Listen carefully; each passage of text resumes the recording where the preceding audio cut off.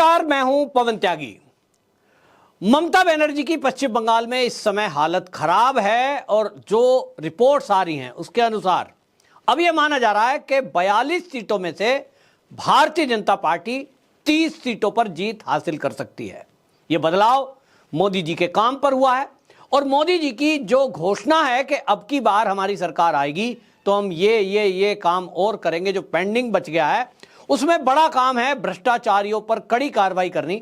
पश्चिम बंगाल में कई ममता बनर्जी के मंत्री जेल की सलाखों के पीछे हैं, लेकिन यूसीसी को लेकर जो घोषणा हुई है उससे ममता बनर्जी पूरी तरह बौखला गई हैं कि उनको लगता है कि भाई अब तो जो उनका वोटर है, कोर वोटर, जो घुसपैठिए हैं, उन घुसपैठियों के बल पर जो ममता बनर्जी बूथ कैप्चर किया करती थी, जो गुंडागर्दी किया करती थी, वो तो अब नहीं चलेगी। क्योंकि शाहजहां शेख जो संदेश खाली में जिसका दबदबा था, एक तरह से कहें तो वो वहां का शहंशाह की तरह जीवन जीता था। ममता बनर्जी के तार उससे जुड़े हुए थे क्योंकि टीएमसी का नेता है। लोग कहते हैं कि वो जो अवैध कमाई थी उसकी, अब एजेंसियां भी उसमें जांच कर रही हैं, सीबीआई जांच कर रही है कि वो जो अवैध कमाई है, अभी नाम नहीं खोला है, लेकिन उन्होंने कहा कि शाहजहां शेख जो जमीनों पर कब्जे करता था उससे जो करोड़ों रुपए कमाता था वो बड़े नेता तक जाते थे टीएमसी के। बड़ा नेता कौन है? ममता बनर्जी या तो उनका भतीजा। ममता बनर्जी पश्चिम बंगाल के लोगों को भ्रमित कर रही हैं। वो कह रही हैं कि जो बीजेपी ने घोषणा की है कि हमारी सरकार आने पर हम यूसीसी पूरे देश में लागू करेंगे, अमित शाह या मोदी दोनों ने ही इस बात को भी लेकर, ये तो कानून बन ही चुका है कि सीएए भी पूरे देश में लागू होगा। ममता बनर्जी सीएए को लेकर पहले ही बयान दे चुकी है कि किसी भी कीमत में पश्चिम बंगाल में सीएए लागू हम नहीं होने देंगे। बाद में कानून के जानकारों ने बताया होगा, वकीलों ने, कि दीदी वो केंद्र में कानून बना है, यानी संविधान में है, तो पूरे देश पे लागू होता है, पश्चिम बंगाल उससे अलग नहीं रह सकता, आप रोक नहीं सकती हैं। ऐसे ही ममता दीदी अब यूसीसी को लेकर अब ये कह रही हैं इससे किसी का फायदा नहीं है, हिंदुओं का तो कोई फायदा नहीं है। भाई ममता बनर्जी से मैं कहना चाहता हूं, ममता बनर्जी जी, दीदी जी, आपको दीदी लोग कहते हैं, भाई ये बताइए आप हिंदुओं की चिंता कब से करने लगी? आप चिंता छोड़ दो कि यूसीसी लागू होने से हिंदू का फायदा है कि नहीं। हिंदुओं को मूर्ख बनाना छोड़ दीजिए। हां, देश का फायदा है, और देश का फायदा है तो कोई भारत का हिंदू ऐसा होगा जो देश हित में अपना हित ना देखता हो। जो घुसपैठिए हैं उनका तो देश से कोई लेना देना है नहीं, वो तो घुसपैठ करके आए, खाली हाथ आए थे और खाली हाथ आकर के यहां हमारे संसाधनों पे कब्जा करके बैठे हैं। तो उनको जो भी मिल रहा है, यहां की जमीन, यहां का खाना, यहां का पानी, यहां की हवा, वो तो उनके लिए वो फ्री है।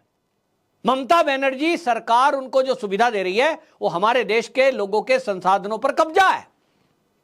तो भाई हमारा फायदा, वो हिंदुओं की बात कर रही है। तो आपको बता दूं, यूसीसी को लेकर ममता बनर्जी इस तरह की बयानबाजी कर रही है और उनका कारण यही है कि वो किसी तरह से हिंदुओं को यह बताना चाहती है कि मोदी जी का जो चुनावी घोषणा पत्र है, वो जो वादे कर रहे हैं कि सीए लागू करेंगे, यूसीसी लागू करेंगे, जनसंख्या नियंत्रण कानून आएगा, वो सोच रही हैं कि हिंदू इस मुद्दे पर वोट कर देगा। वोट कर देगा तो उनको ये कहो कि तुम्हारा कोई फायदा नहीं है। भाई कैसे फायदा नहीं है? समान नागरिक संहिता, शॉर्ट में अगर मैं कहूं तो एक ऐसा कानून जो सभी धर्मों के लोगों पर लागू हो। बाबा साहब भीमराव अंबेडकर जी ने जो संविधान बनाया था उसमें यह प्रावधान रखा था कि ये सभी, संविधान का मतलब ही यही है कि एक ऐसा विधान जो संविधान सबके ऊपर बराबर लागू होता हो। गोवा में यह लागू भी हुआ कि वहां चाहे ईसाई हो या मुस्लिम या हिंदू, सबको विवाह करने का तरीका एक है, तलाक देने का तरीका एक है, संतान गोद लेनी हो तो भी एक है, विरासत का तरीका भी एक ही है।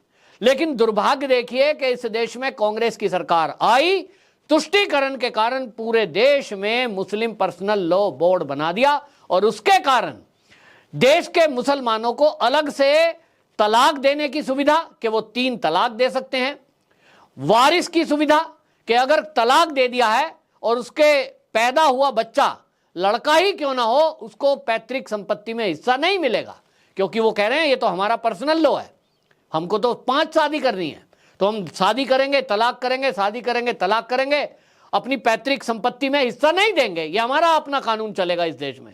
जबकि कोई भी हिंदू अगर अपनी पत्नी को तलाक देता है तो पैतृक संपत्ति में संतान को हिस्सा देना पड़ेगा।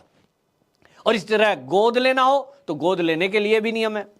लेकिन इस देश में तुष्टीकरण के कारण ये इसमें विवाह, तलाक, विरासत और गोद लेने का अधिकार इसमें एक धर्म के आधार पर केवल मुसलमानों को छूट कर दी।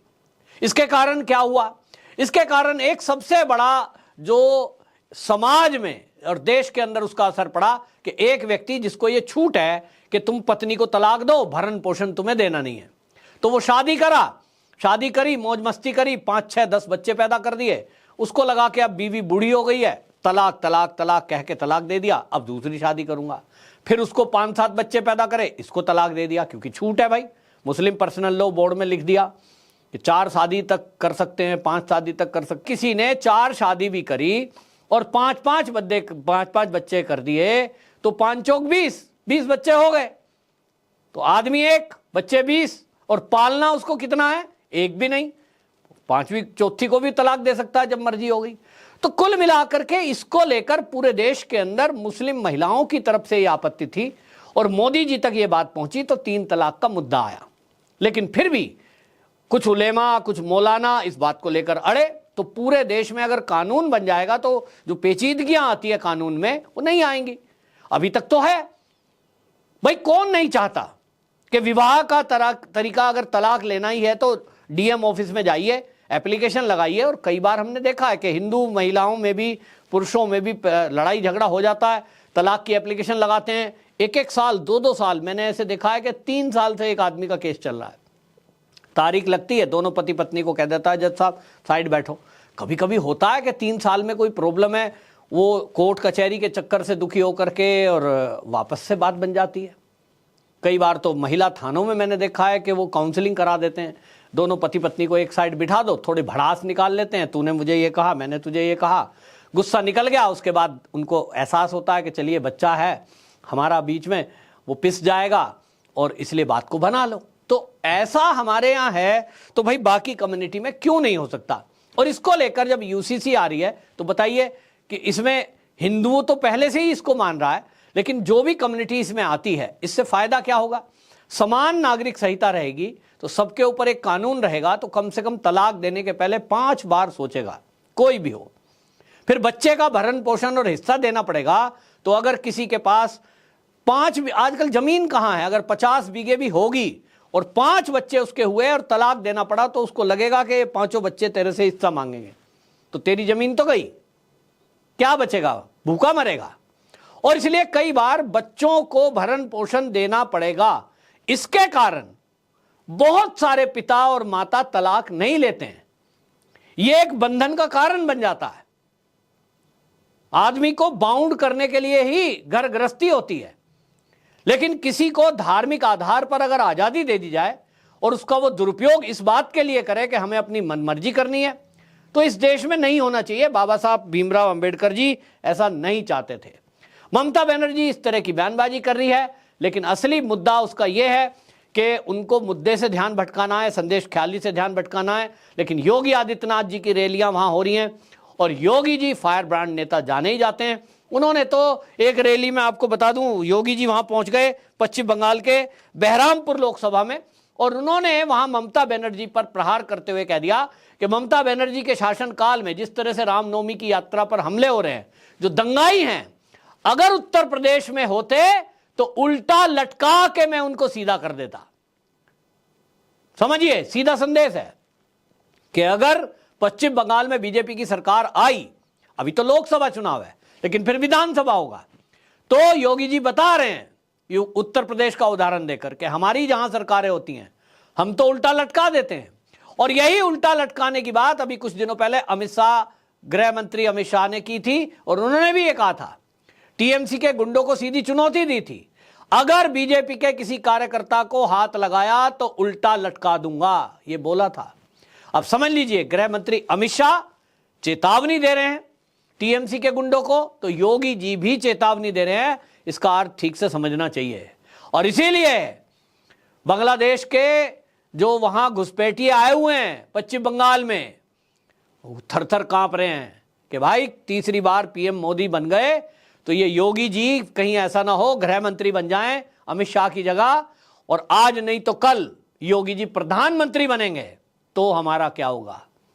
और इसलिए घबराए हुए हैं, और इसलिए सारी देश विरोधी ताकतें इन घुसपैठियों के साथ मिली हुई हैं, और घुसपैठिए पूरी ताकत लगा रहे हैं कि किसी तरह से ये मोदी तीसरी बार ना आ जाए, योगी उत्तर प्रदेश में है, ये केंद्र की राजनीति में ना आ जाए। तो इसीलिए योगी जी भारतीय जनता पार्टी के स्टार कैंपेनर हैं, पूरे देश में उनकी मांग रहती है रैलियों की, दिल से बात करते हैं, खुलकर बात करते हैं और सीधी बात करते हैं। तो योगी जी की इस चुनौती से, योगी जी की इस चेतावनी से घबराहट मची हुई है, और आज हालत यह है कि अभी 2 चरण का चुनाव पश्चिम बंगाल में हो गया है, छुटपुट हिंसा हुई है, लेकिन अब देखते हैं तीसरा फेज का चुनाव है।